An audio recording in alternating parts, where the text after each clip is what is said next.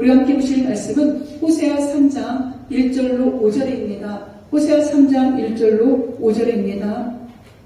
여호와께서 내게 이르시되 이스라엘 자손이 다른 신을 섬기고 건포도 과자를 즐길지라도 여호와가 그들을 사랑하나니 너는 또 가서 타인의 사랑을 받아 음녀가 된 그 여자를 사랑하라 하시기로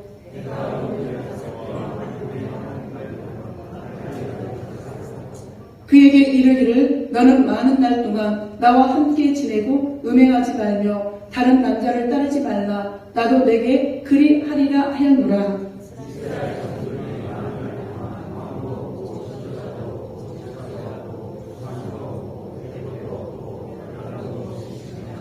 함께 하십니다. 그 외에 이스라엘 자손들이 돌아와서 그들의 하나님 여호와와 그들의 왕 다윗을 찾고 마지막 날에는 여호와를 경외함으로 여호와와 그의 은총으로 나아가리라. 아멘. 오늘 함께 보실 말씀의 제목은 포기 없는 사랑입니다. 하나님의 사랑은 포기가 없습니다. 그러므로 끝까지 하나님의 손을 부여잡고 나아가는 우리 모두의 모습이기를 소망합니다. 인터넷에 이런 유머가 있더라고요. 이게 정말 현실이라면 얼마나 끔찍할까. 어떤 유머가 있냐면 어떤 기발한 상품을 개발하면 1등에게 상품을 많이 준다라고. 그런데 어떤 사람이 뭘 개발했냐면 자판기를 개발한 거예요. 그 자판기 안에 다양한 배우자가 있고 내가 그 원하는 배우자를 선택하는 거죠. 그리고 살아보고 이 사람이 나에게 맞다 하면 그 사람하고 결혼하는 그런 자판기를 개발한 거죠. 이 사람은 자기가 분명 1등 갈 거라고 자부심을 가졌다고 합니다. 그런데 1등은 이 배우자 자판기가 아니라 또 다른 자판기가 우승을 했는데 그 뭐냐, 배우자랑 살다가 내 배우자가 마음에 안 들어서 자판기에다가 반납하면 그동안 살아왔던 위자료가 다 나온다라는 자판기가 1등을 하셔요. 이게 굉장히 많은 것들을 우리가 생각하게 하는 모습인 거죠. 정말 이 최종 자판기를 판매한 이 사람은 자기가 기발한 것을 기발한 제품을 만들어냈다라고 자부심을 갖는 이러한 모습들이 유머로 우리에게 다가오고 있습니다. 그런 속담이 있죠. 달면 삼키고 쓰면 뱉는다. 이게 세상 가운데서도 이런 일이 있는데 가정 안에서도 이러한 일들이 비일비재 일어나는 것을 우리는 뉴스를 통하여 가끔씩 보게 되죠. 이 달면 삼키고 쓰면 뱉는다라는 게 신이, 즉 믿음과 의를 돌보지 않고 내게 의로우며 취하고 그렇지 않으면 버리는 겁니다. 이게 배우자 간에도 이런 일들이 있고 부모 자식 간에도 이런 일이 있고 어떤 공동체에서도 이런 일이 있다라면 얼마나 삭막하고 얼마나 가슴 아프고 얼마나 씁쓸할까요? 그런데 우리 그리스도인들은 하나님의 변치 않는 사랑이 있습니다. 성경에 보게 되면 이사야 43장의 야고바, 여기서 야곱은 한 사람만 지칭하는 것이 아니라 예수 그리스도를 믿는 하나님의 자녀들을 다 지칭하여 쓰는 호칭입니다. 야고바 너를 창조하신 여호와께서 지금 말씀하시느니라. 이스라엘아 너를 지으신 이가 말씀하시니라. 너를 두려워하지 말라. 내가 너를 구속하였고 내가 너를 지명하여 불렀나니 너는 내 것이다 라고 하나님이 우리를 한번 택하시면 그 사랑이 변치 않는 거예요. 우리는 이런 사랑을 받고 살아가는 주님의 자녀들입니다. 또 43장 4절을 보게 되면 우리 성도들 잘 아는 말씀이잖아요. 우리 한번 같이 한번 읽어볼까요? 내가 내 눈에 고배롭고 정죄하며 내가 너를 사랑하였은즉 내가 내 대신 사람들을 내어주며 백성들이 내 생명을 대신하리니 아멘. 우리 하나님은 우리를 사용하시다가 너 마음에 안 들어 너 그냥 삶의 일분이 아니라 끝까지 우리를 달래고 얼러서라도 하나님이 맡겨진 그 사명은 감당케 하시는 전능자이십니다. 우리 보게 되면 모세를 보아도 그렇고요. 우리 성경에 나와 있는 많은 인물들을 보게 되면 베드로도 마찬가지고 나는 못합니다라고 절망 가운데 있다 할지라도 아니라는 거죠. 하나님 한번 택하시면 어떤 방법을 통해서든 그에게 사명을 주고 그에게 내가 너를 끝까지 사랑한다라는 이 변치 않는 하나님의 사랑을 안겨주시는 그 하나님을 우리가 인격적으로 만나야 돼요. 그 하나님을 인격적으로 만나지 못하게 되면 우리는 늘 외로울 수밖에 없고 늘 우리는 내가 언제 버림을 당할까 그 두려움 가운데 있을 수밖에 없죠. 세상은 달면 삼키고 쓰면 뱉지만 우리는 써도 어떤 상황에서도 끝까지 우리 동료를 믿어주고 내 가족을 믿어주고 내 믿음의 사람들을 믿어주면서 함께 주님의 나라에 이 사명을 감당하며 가는 것, 이것이 진짜 멋있는 그리스도인입니다. 그런 의미에서 우리 옆에 분에게 절대 변치 않겠습니다. 예, 앞뒤로 인사해 주셔요. 절대 변치 않겠습니다. 우리는 그렇게 살아가야 돼요. 이게 바로 영적인 의리인 줄로 믿습니다. 우리 호세아서를 보게 되면 남편 호세아가 등장을 합니다. 선지자이죠. 지금으로 말하면 주의종입니다. 근데 이 주의종의 가정에 음녀, 즉 남편을 아닌 다른 사람과 계속해서 음란을 저지르는 그런 부인을 만나게 합니다. 이게 얼마나 창피할까요? 쉽게 말하면 목사님이 정말 이 음녀 방탕하는 그런 누군가와 결혼을 하는 겁니다. 근데 이게 하나님의 명령이었어요. 근데 이것은 바로 뭘 상징하느냐? 남편 호세아는 당시에 이스라엘 사람들을 그렇게 방탕하고 타락 가운데 있었지만 그 이스라엘 사람들을 끝까지 나는 사랑해. 너희들을 끝까지 내가 받아줄 거야 하는 사랑과 인애의 하나님을 예표한다라면 부인 고멜은 바로 북이스라엘, 즉 택함받은 성도임에도 불구하고 하나님이 아닌 다른 것에 마음을 뺏기고 살아가는 그 백성들을 지금 예표하고 있는 거죠. 오늘 호세아서를 읽다 보면 한 가정에 정말 가장 아픈 가정사잖아요. 이 주의종 호세아는 얼마나 주변에 얼굴을 들지 못하는 그런 수치였겠습니까? 그런데 하나님은 아니라는 거죠.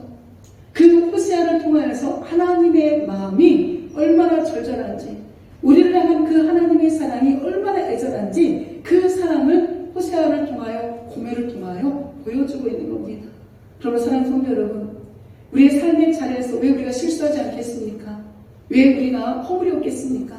그럼에도 불구하고 끝까지 나를 믿어주신 하나님, 나에게 끝까지 사랑으로 다가오신 하나님, 끝까지 나에게 인애로 다가오시는 그 하나님을 믿으셔야 됩니다. 그래서 우리 호세아서 6장 6절을 보게 되면 나는 인애를 원하고 제사를 원하지 아니하며 본제보다 하나님을 아는 것을 원하노라. 아멘. 이 이야기는 예배드리는 걸 하지 말라는 게 아니라 형식적인 예배자가 아니라 진짜 예배자로 서게 되면 하나님의 사랑을 알아야 된다는 거죠. 하나님 우리를 얼마나 사랑하시는지를 알을 때 그 하나님의 사랑을 안 우리가 지난주 요한일서에도 우리가 함께 나눴지만 다른 사람을 사랑하는 거죠. 내가 하나님을 사랑해요 해놓고 우리 상대방을 사랑하지 않는 건 거짓말이라고 우리 요한일서에서 우리 지난주에 한번 다뤄봤습니다. 우리 하나님을 알고 하나님의 사랑을 우리는 날마다 깨닫기 때문에 정말 속히 주님 앞에 참된 예배자로 주님이 기뻐하는 그런 성도의 모습으로 돌아가야 되는 거죠. 이 호세아서를 한마디로 이야기하라면 헤세드예요. 헤세드가 뭐냐면 인애 자비입니다. 우리 각 성경마다 이제 우리 신학교에 가게 되면 막 그 장교를 다 외워야 되거든요. 지금은 이제 나이가 들어서도 다 이제 잊어버렸는데 창세기에서도 계시록까지 장별로 다 제목을 외워요. 이 특징이 뭐다라고 하는데 이 호세아서를 한마디로 이야기하면 헤세드, 즉 인애 자비. 즉 이 뜻은 뭐냐면 하나님이 그냥 감정 따라 우리를 사랑하는 게 아닙니다. 하나님이 우리를 사랑하시는 건 언약인 거예요. 약속인 겁니다. 말씀으로 그 믿음의 조상들과 약속한 그 약속을 지키시는 거예요. 우리가 만약에 감정 따라 하나님이 우리를 사랑하신다면 우리는 버림받아야 맞거든요. 근데 하나님은 아니라는 거죠. 보상을 바라지 않고 헌신적으로 약속한 택함 받은 그 자녀들을 끝까지 믿어주시고 끝까지 지켜주시고 끝까지 사랑하신다는 것이 이 호세아서를 통하여 바라보게 됩니다. 그런데 우리 하나님은 공의 하나님이잖아요. 근데 끝까지 돌아오지 않았을 때 하나님이 그들을 어떻게 책망하시고 또 사랑과의 이 약속을 계속 우리가 어기기 때문에 결국에는 장차 오실 메시아, 이미 오신 메시아, 다시 오실 메시아 예수 그리스도 안에서 영원한 사랑을 확증한다는 것을 오늘 3장을 통하여서 보여주고 있다는 사실이죠. 우리 1절과 2절 제가 다시 한번 공독해 올려드립니다. 여호와께서 내게 이르시되 이스라엘 자손이 다른 신을 섬기고 건포도 과자를 즐길지라도 여호와가 그들을 사랑하나니 너는 가서 타인의 사안을 받아 음녀가 된 그 여자를 사랑하라 하시기로 내가 은 15개와 보리 한 호멜 반으로 나를 위하여 그를 사고. 아멘. 이게 지금 하나님이 호세아 선지자에게 명령하시는 거죠. 우리 1장에 보게 되면 이미 아이를 낳고 살아가고 있어요. 호세와 고멜은 결혼했고 이미 아이를 낳아서 살아가고 있는데 그 와중에 이 고멜이 또 바람이 난 겁니다. 다른 곳에 가서 다른 남자들하고 가정을 다 내팽개치고 남편도 내팽개치고 자녀들도 내팽개치고 다른 곳에 가서 이렇게 합당하지 않은 삶을 살아가는 거죠. 이게 바로 우리 그리스도의 모습이라는 거예요. 하나님을 믿는다라고 하면서도 불구하고 하나님은 저버리고 내 생각대로 때로는 정말 우상에 빠져서 살아갈 때가 얼마나 많이 있냐는 겁니다. 저는 한 번씩 TV를 보게 되면 연예인들이 나왔을 때마다 깜짝 놀랍니다. 그 CBS나 뭐 CTS 이런 기독교 방송에 나와서 하나님을 막 간증하고 그러잖아요. 새롭게 하셔서 막 이런 데 나와서 나는 하나님을 믿는 사람이고 이렇습니다 라고 간증하는데 예능 프로에 나와서 보게 되면 점쟁이 앞에 가서 점치고 이런 것들이 아무렇지도 않게 그 집사님들, 권사님들이 다 나와서 그런 행동을 해요. 이게 바로 하나님 앞에 잘못된 모습인 거예요. 우리가 하나님을 믿었다면, 예수를 믿었다면 어떤 상황에서도 하나님이 싫어하는 일을 해서는 안 되는 겁니다. 근데 이스라엘 당시의 백성들이 이러한 모습으로 살아가고 있다는 거죠. 그럼에도 불구하고 포기하지 않는 하나님의 사랑이 뭐냐? 구속인 거예요. 구속은 우리가 감옥에 구속당한 것이 아니라 값을 지불하여 우리를 사신 사랑인 겁니다. 그것을 누구에게 예표하느냐? 호세아에게 그 고멜을 돈 주고 사오라는 거죠. 이미 가정을 버리고 자녀를 버리고 남편을 버리고 나가 있는 그를 하나님께서 끝까지 그를 버리지 않고 돈을 주고 사오라는 건 하나님의 사랑이 이 안에 담겨있는 겁니다. 이 북이스라엘이 당시의 고멜과 같은 모습이었던 거죠.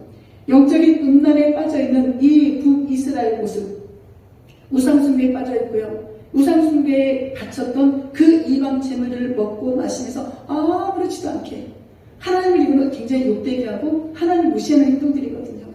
내가 나쁜 짓을 함에도 불구하고 아무렇지도 않고 내 안에 꺼리낌이 없다. 이건 이미 내가 영적으로 죽어있는 상태입니다. 내가 영적으로 병들어 있는 상태인 거죠. 깨어있는 사람은 내가 잘못을 하게 되면 심장이 뛰어야 돼요. 두근두근 뛰어야 됩니다. 하나님이 나를 다 보고 계시는데 라고 우리가 뛰어야 되는 게 맞는 거죠. 이 육적인 음란, 즉 남편을 버리고 자녀를 버리고 그 음녀의 자리를 간 그 고멜, 이 모든 것들을 바라보는 게 뭐냐? 하나님의 시각적인 훈련이 있는 거죠. 북이스라엘과 고멜 사건이 바로 누구의 모습이다? 내 모습인 거예요. 자, 누구의 모습이라고요? 내 모습. 그러니까 오늘도 내가 하나님을 믿는다라고 하면서도 불구하고 내 생각에 앞서 있고 세상의 방식과 세상의 것에 타협하는 모습이 있다라면 그건 내가 이미 영적인 음란 가운데 있는 잘못된 신앙의 모습인 것을 우리는 속히 깨달아야 됩니다. 그때 내가 하나님과의 관계가 회복되어지는 지름길인 거죠. 우리 신명기 12장 18절을 잘 봐야 오늘 하나님께서 왜 이 말씀을 1절에 이 말씀을 하셨는가 알게 되는데 신명기 12장이 중앙성소법이에요.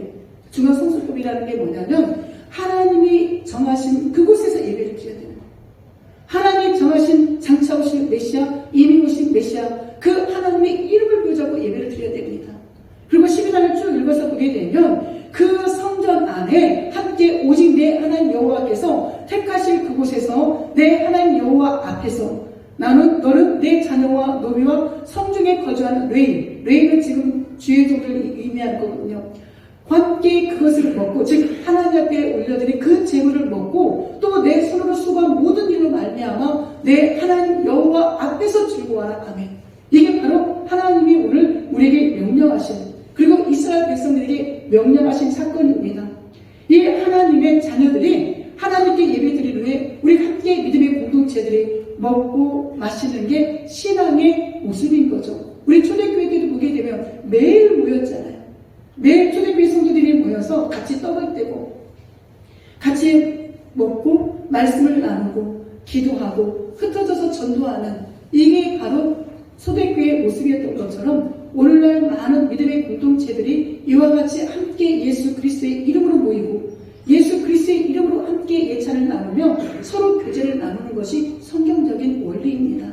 그런데 이스라엘 백성들이 어떻게 했다고요? 다른 신을 섬기고 그리고 그 다른 신에게 섬겼던 그 제사 지낸 건포도 과자를 먹으면서도 즐거워했대요. 이해가 되시죠? 이 음식의 잘못이 있는 게 아니라는 겁니다.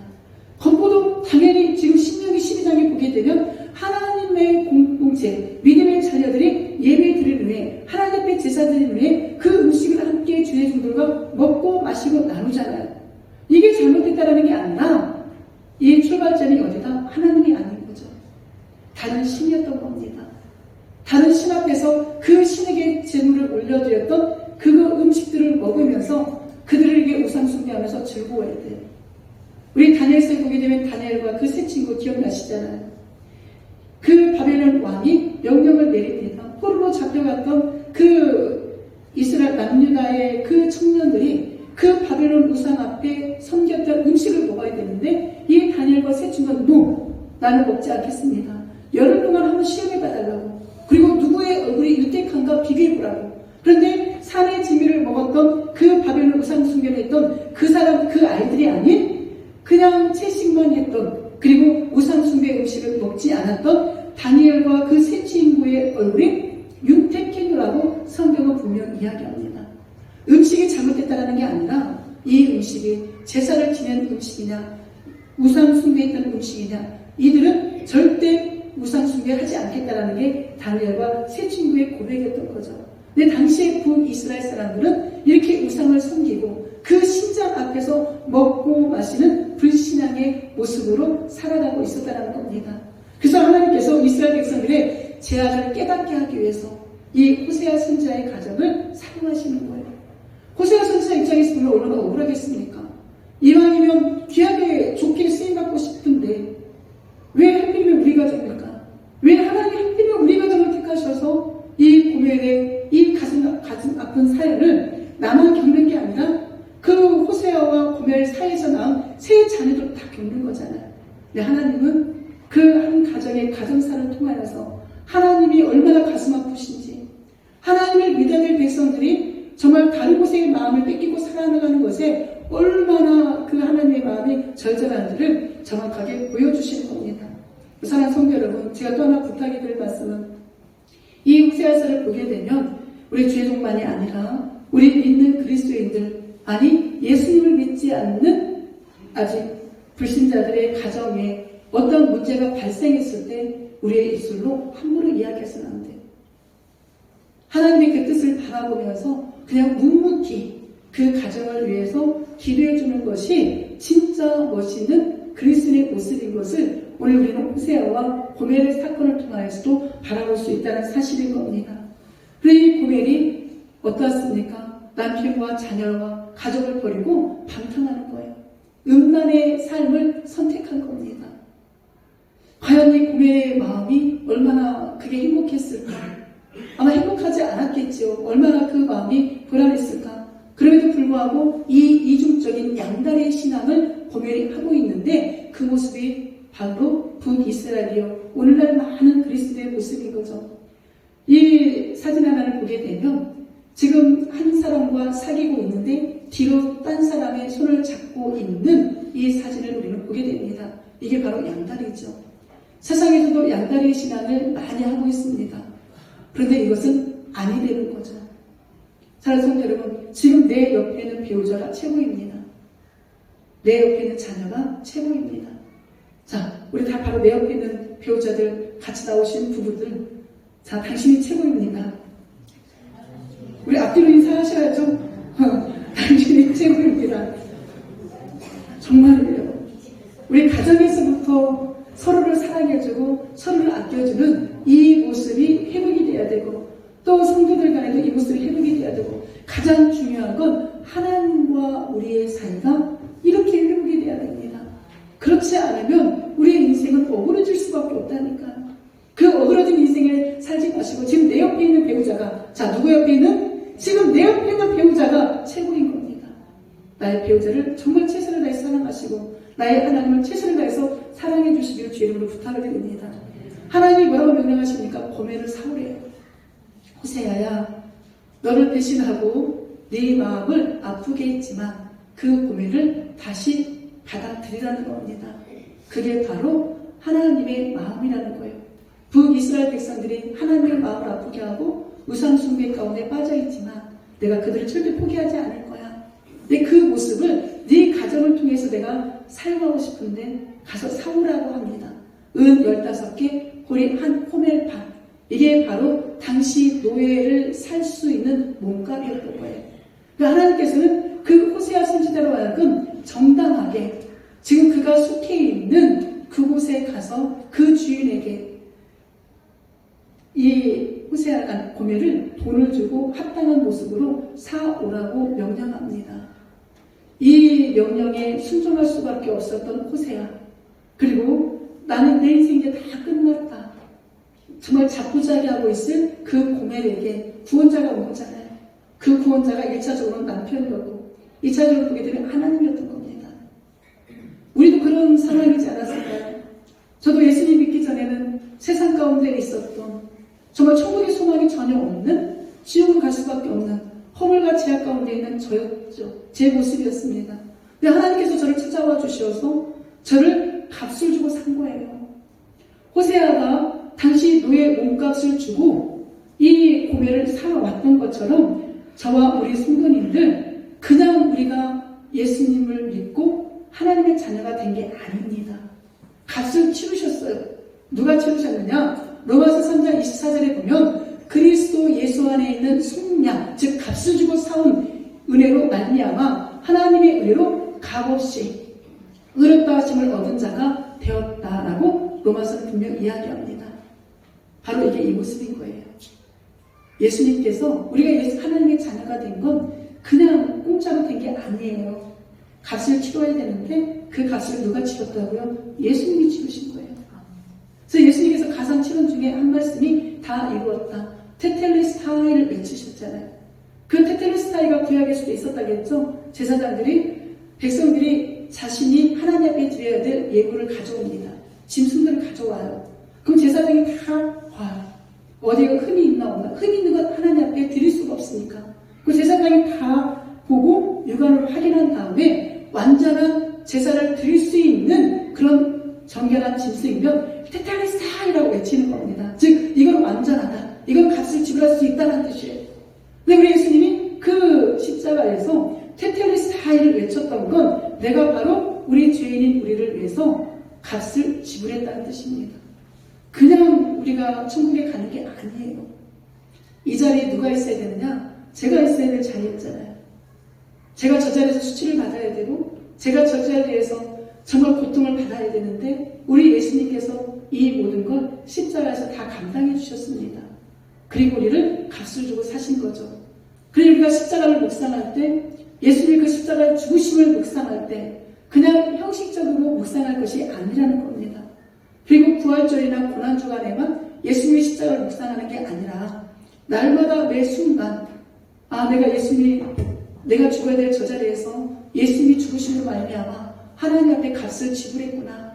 내가 그래서 값없이 하나님의 자녀가 되었구나. 그 값을 치르고 우리를 구속하신 그 예수의 사랑을 오늘 우리가 고백할 수 있기를 소망합니다. 이렇게 우리를 선택한 그 하나님은 절대 우리를 버리지 아니하신다니까요. 이걸 내가 아무리 설명을 해도 이거를 이렇게 이해하지 못하실 수도 있는데 다시 한번 설명합니다. 자, 이게 죄예요.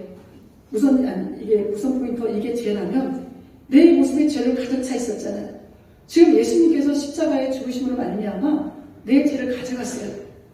그러면 나에게 죄가 있어요, 없어요? 없어요. 그 죄를 다 누가 가져가신 거예요? 예수님이 가져가신 거예요. 그러니까 이 죄 문제가 해결되었기 때문에 한번 죄 문제를 해결받은 우리는 과거의 죄, 현재의 죄, 미래의 죄까지 다 용서받은 겁니다. 그래서 우리는 어떤 상황에서도 어디에 갈 수 있는 거예요? 천국에 갈 수 있는 거예요. 단 내가 하나님 믿음에서도 불구하고 예수를 믿음에서도 불구하고 바뀌어지지 않는 나의 삶의 모습들이 분명히 있을 겁니다. 그건 일단 4절에 가면 하나님이 어떻게 책망하는가가 나와요. 내가 아무리 예수님을 믿고 천국에 간다 할지라도 내가 포기하지 않냐고 내가 버리지 않은 나의 삶의 잘못된 모습들은 공의의 하나님이 반드시 책망하시는 거예요.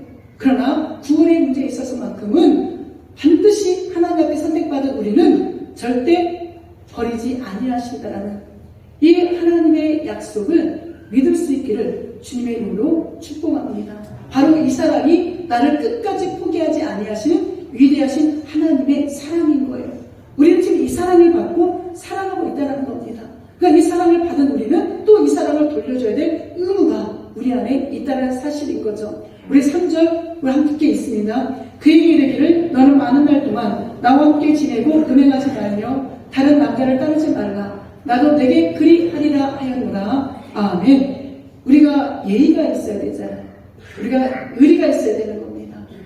저는 의리가 반드시 있어야 된다고 생각하고 예의도 있어야 된다고 생각하는데 바로 이 말씀이 그 말씀인 거예요. 남편 호세아가 고멜에게 부탁하는 겁니다. 더 이상은 다른 남자들과 음행하지 말아달라. 이제 네 자녀도 있고 우리 가정이 있지 않냐. 내가 너를 이렇게 몸값을 주고 사오지 않았냐. 이게 바로 하나님의 사랑이다. 그러니 더 이상 다른 남자를 만나지도 말고 다른 남자를 따르지도 말라는 거죠. 사랑하는 성도 여러분, 우리 주님께 절대 그런 일 없겠지만 이 시간 이후로 어떤 일이 있어도 내 배우자 외에 다른 사람에게 눈길 줘서는 안 돼요. 아멘 안 하시네요.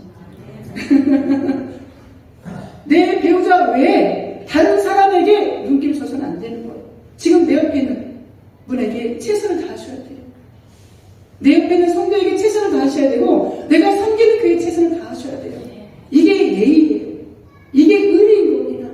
우리는 이 의리를 살고 이 예의를 갖추고 살아갈 때 하나님이 우리에게 어떻게 하실 건가를 아는 거죠. 호세아가 그렇게 얘기합니다. 당신 정말 다른 남자 만나지 마. 이제 제발 부탁이야. 우리 가정 지키자. 우리 자녀들이 있지 않냐. 절대 다른 남자 따라가서는 안 된다. 나도 당신만 사랑하겠다는 거예요. 우리 하나님께서 우리에게 그렇게 말씀하시는 겁니다. 얘들아 제발 좀 다른 신 섬기지 말고 네 자신만 믿지 말고 누구만 하나님을 좀 믿어라. 예수님을 좀 믿어라. 그러면 나도 끝까지 너를 사랑하고 지켜주겠다는 게 하나님의 언약입니다. 이 사랑을 절대 잊지 마시기를 주의 이름으로 부탁을 드리겠습니다. 포기하지 하나님의 명령 우리에게 절대 양다리 신앙하시도 안 되고 불신앙으로 불순종으로 우상의 숭배를 해서도 안 되고 예수 그리스도 안에서 하나님과 깊은 사랑의 교제를 좀 나누자. 이게 지금 하나님이 우리에게 요구하시는 거예요. 다른 거 요구하는 거 아니잖아요. 하나님만 바라봐달라는데 예수님만 바라봐달라는데 그 예수님만 좀 사랑해달라는데 그게 그렇게 힘든 건 아니잖아요. 하나님이 우리 갑자기 제가 지금 어디 부분인가 생각이 안 나는데 신명이든가요. 우리 하나님 우리에게 명령하시는 그 명령은 먼 것도 아니고 어려운 것도 아니래요. 우리가 다 지킬 수 있는 것을 하나님 우리에게 요구하신다고 합니다. 그런데 우리는 너무 힘들다고 이야기해요. 힘든 게 아니라 하나님만 바라보시래요. 하나님만 사랑하시래요. 하나님만 의지하시라고 합니다. 그 예수 그리스도만 나의 구원자로 믿고 나아가라고 오늘 주님은 그 호세아 선지자를 통하여 고멜에게 이 신신당부를 하고 있는 거죠. 이 사랑이 회복되어져야 밖에 나가서도 당당한 겁니다. 내 가정이 불안하면 밖에 나가서 당당하지를 못해요. 안 그렇습니까? 내 신앙이 당당해야 밖에 나가서도 당당합니다. 내 신앙이 확고부동해야 이단 앞에서도 우리는 당당하게 복음을 증거할 수 있는 거죠. 그러므로 하나님과의 사랑도 회복되시고 가정 안에서 자녀와 또한 배우자와의 이 모든 사랑도 회복하시고 우리 믿음의 동역자들 간에도 이 사랑이 회복되어서 정말 멋있는 그리스도로 살아내시기를 주님의 이름으로 축복합니다. 아멘. 우리 4절 한번 읽어볼까요? 이스라엘 자손들이 많은 날 동안 왕도 없고 지도자도 없고 제사도 없고 주상도 없고 예것도 없고 드러빔도 없이 지내다가 아멘. 이렇게까지 하나님이 신신당부하면서 그 북이스라엘을 사랑한다라고 사랑의 고백을 표현했잖아요. 그런데 이 북이스라엘은 하나님의 말씀에 순종했을까요? 안 했을까요? 안 해요. 그 순간만 순종하는 것 같고 순종하지 않습니다. 그래서 그 북이스라엘이 아수르에 그 위에 지방에 있는 아수르에 멸망을 하잖아요. 주저 즉 예수님 오시기 전 722년에 이 북이스라엘이 멸망을 하게 됩니다. 하나님은 너희들이 돌아오지 아니하면 이렇게 멸망할 수밖에 없고 멸망당했을 때 이런 일들이 일어날 걸 예언하는 거예요. 남유다에도, 지금 북이스라엘 이야기잖아요. 남유다에도 이사야 선지자를 통하여, 예레미야 선지자를 통하여 하나님 앞에 온전한 예배자로 오지 않으면 바벨론 포로, 바벨론에 의하여 너희가 멸망할 것이라는 예언했잖아요. 우리 성도 너무나 잘 아시는 것처럼 바벨론에 의하여 실제로 1차, 2차, 3차에 걸쳐서 멸망하고 예수님 오시기 전 586년에 진짜 남유다가 멸망하잖아요. 이게 하나님의 공의인 겁니다. 내가 하나님 앞에 택함을 받아 구원을 받았지만 하나님 앞에 끝까지 돌아오지 않고 잘못된 길로 가게 되면 하나님은 이런 책망을, 이런 심판을 우리에게 주시는데, 이걸 한마디로 요약하면 이스라엘의 많은 날 동안, 즉 포로의 기간이 찾아올 거라는 거예요. 멸망할 나라 전체가, 이건 영적인 것이 아니라 나라가 멸망할 수밖에 없는 상황에 처하게 될 것이다. 나라가 멸망하게 되면 가장 먼저 누가 없어져요? 대통령이 없어지고, 왕이 없어지고, 지도자가 없어지는 거죠. 인간의 왕을 무너뜨린다는 거예요. 그리고 누구 안에서? 창차오실 메시아 안에서 회복시켜준다는 이야기가 5절에 등장을 합니다. 그리고 여기 보게 되면 제사, 주사, 애고, 드라빔이 나와요. 제사, 우리가 잘 아는 것처럼 하나님 앞에 나라가 멸망하게 되면 예배 드릴 수 있어요, 없어요? 못 드려요. 주상이라는 것은 어떤 기념일을 이야기하거든요. 우리 여호수아를 보게 되면 하나님께서 그 이스라엘 백성들에게 할례를 마치고 또는 어떤 전쟁 끝에 그 기념일을 쌓아두고 이걸 자손 대대로 너희 후손들에게 하나님이 하셨은 걸 증거하라는 그 기념일가 있는 것처럼 주상이 바로 그것입니다. 근데 그 하나님 앞에 기념일도 세울 수가 없는 거예요. 또 하나 애굽. 애굽은 제사장이 입는 옷이었거든요. 제사장이 입는 그 이 옷조차도, 즉 제사장들조차도 있을 수가 없는 그 멸망이 찾아온다는 거죠. 더 나아가 드라빔. 드라빔이 뭐냐면 이 창세기에 나오잖아요. 라헬이 도망칠 때 아버지 라반의 집에 있는 드라빔을 훔쳐옵니다. 즉 이스라엘 백성들이 더 이상 우상숭배도 못하게 하나님이 막아버린대요. 근데 그 우상숭배도 못하고 예배도 못 드리고 제사장도 없는 이 모든 것들이 그 고통을 겪는 기간이 얼마나 힘들겠냐라는 거죠. 우리가 이런 고통을 당해야 돼요? 안 당해야 돼요? 안 당해야 되죠. 양다리 신앙도 다 버리셔야 되고 종교 혼합주의적인 이런 생각도 다 버리셔야 되고 하나님 외에 다른 걸 사랑하고 따르는 것도 이것도 우상이거든요. 이 모든 것들을 다 버리셔야 하나님이 우리에게 찾아오는 평안, 하나님이 우리를 지켜주신 그 은혜를 날마다 묵상하며 살 수 있다는 거죠.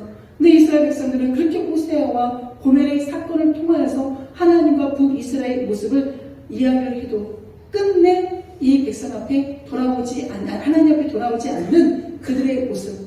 그래서 결과적으로는 예배도 당분간 없어지고 왕도 없어지고 그렇게 살아갈 수밖에 없는 그런 비참한 가운데 거하게 된다는 사실입니다.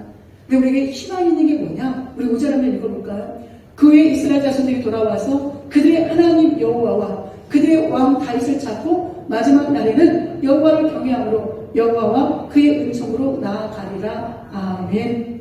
하나님께서 찾아오신다는 거예요. 그리고 우리에게 회개할 수 있는 그 은혜를 베풀어 주시고 회개 뒤에 회복의 역사를 나타내 주신다는 겁니다. 즉 이들이 돌아오게 되면 정말 나라 없이 북이스라엘이 사마리아가 이방 나라와 결혼하고 영적으로 그렇게 타락해서 계속 살아가잖아요. 근데 2000년째 예수님 오심으로 말미암아 가장 먼저 찾아간 곳이 그 사마리아 지역에 우리 요한복음 4장에 보게 되면 수가성 여인을 통하여서 참된 예배자가 왔다는 것을 그 복음을 증거하는 장면을 우리는 보게 됩니다. 즉 왕도 없이 예배자도 없이 그렇게 방황하고 살아갔던 그 백성들에게 예수님이 진짜로 오셔서 그들의 왕이 되어주시는 거예요. 그러니까 그때 그 수가성 여인이 어떻게 합니까? 물동이를 버려두고 정말 남편이 6이 있어서 사람들을 만나지 못했던 그 여인이 동네에서 뛰어가잖아요. 그리고 와 보라 우리가 찾던 메시아가 왔다는 겁니다. 그 복음의 소리를 듣고 그 왕도 없었고 예배자도 없었던 그 동네 사람들이 사마리아 사람들이 다 누구에게 찾아와요? 예수님께 찾아오잖아요. 즉 하나님을 찾게 되는 거 이게 누구냐? 하나님의 역사인 거예요. 하나님이 우리의 심령을 다 고쳐주셔서 하나님만 찾을 수 있도록 진정한 신은 오직 예수 그리스도이신 것을 깨닫게 하신다는 거죠. 즉 다윗의 왕을 찾는다는 건 뭐냐면 이 구약의 이 메시아가 어느 가문을 통해서 온다겠어요? 다윗의 가문을 통해 온다겠잖아요. 그러니까 다윗을 찾는다는 건 그 다윗의 가문을 통하여 올 그 메시아를 찾는다는 하나님의 예언입니다. 실제로 우리 예수님은 마태복음 1장 그 족보를 보게 되면 14대더라 단어가 계속 나옵니다. 14대더라는 그 14라는 숫자가 히브리인들은 어떤 이름이라던가 그런 것들 숫자로 표기하는데 다윗의 이름을 숫자로 표현하면 14거든요. 그러니까 14대더라는 건 강조하는 겁니다. 구약의 다윗의 가문을 통하여 온다고 했던 그 메시아가 진짜 다윗의 가문을 통하여 이 땅에 오셨다는 거죠. 이 사건을 이미 호세아 선지자 때 하나님은 다 예언을 해 주신 겁니다. 그리고 그들이 여호와를 경외한다. 여호와를 경외한다는 게 무엇입니까? 하나님을 사랑하지만 두려워도 한다는 거예요.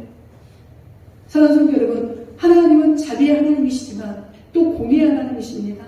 우리가 한없이 사랑하시지만 우리가 잘못된 길로 갈 때는 반드시 공의로 심판하시는 분. 그런데 우리 스스로가 그 하나님을 경외할 수 있는 믿음을 주님이 주신다는 거죠. 그리고 은총으로 나아가는 이 회복의 역사, 은총으로 나아간다는 건 우리의 삶이 더 이상 불안하지 않고 우리의 삶이 더 이상 공고하지 않고 주님이 주신 그 은혜가 넘침으로 말미암아 행복과 번영의 최고의 회복의 역사가 누구 안에서? 예수 그리스도 안에서 이루어질 것을 오늘 하나님은 호세아 선지자에게 예언을 하고 있습니다. 우리는 예수님 안에서 회복되었습니다. 예수님 안에서 영원한 천국의 선물을 받았고 예수님 안에서 예수님의 이름으로 기도할 수 있는 이 특권을 누리셨습니다. 이 특권을 많이 누리는 게 더 우리에게 행복이지 않을까요? 그런데 더 이상 우리의 마음을 세상 가운데 잘못된 가운데 빼앗기지 마시고 하나님께로 돌아오셔서 하나님이 원하시는 참된 예배자, 참된 복음의 전도자가 저와 우리 성도님들 되시기를 주님의 이름으로 축복합니다. 예수님도 말씀하시기를 내가 의인을 부르러 온 것이 아니라 죄를 불러 회개시키러 왔노라라고 이야기하죠. 나는 죄인입니다. 이 고백 한마디는 하나님과 나의 관계를 더 돈독하게 할 겁니다. 내가 그동안 하나님의 마음을 아프게 했던 적이 있다라면 하나님 내가 죄인입니다. 나를 용서해달라고 그 말 한마디에 우리 하나님은 네가 언제 죄를 지었니? 동에 서에서 몸과 같이 내 죄를 멀리 옮겼느니라. 다시는 내 죄를 기억지 아니하리라. 시편 기자에게 말씀하셨던 이 약속의 말씀을 우리에게 지켜주시는 거죠. 그래서 오늘 사랑하는 성도 여러분, 집에 돌아가셔도 다른 내용이 다 생각이 안 나도 이 헤세드라는 단어를 기억하시기를 부탁을 드립니다. 하나님이 나를 그냥 사랑하는 게 아니라 언약 안에서, 즉 언약의 주체로 오신 예수 그리스도 안에서 나를 도와주시는, 보상도 바라지 않고 헌신적으로 나를 도와주시는 그 하나님의 사랑이 오늘 나를 이 자리에 있게 했구나. 이 헤세드의 사랑을 잊지 마시고 정말 많은 사람들에게 이 하나님의 사랑을 증거할 수 있는 저와 우리 성도님들 되시기를 주님 이름으로 축복합니다. 아멘. 이제는 우리 주 예수 그리스도의 은혜와 하나님 아버지의 영원 무궁하신 사랑과 성령 하나님의 인도 교통고 역사하심이 포기하지 않고 우리를 사랑하시는 그 주님 앞에 우리 역시 주님만을 사랑하게 다로 결단하는 사나 절밖의 모든 성도의 신앙의 고백 위에 이제부터 영원토록 함께 있을지어다. 아멘.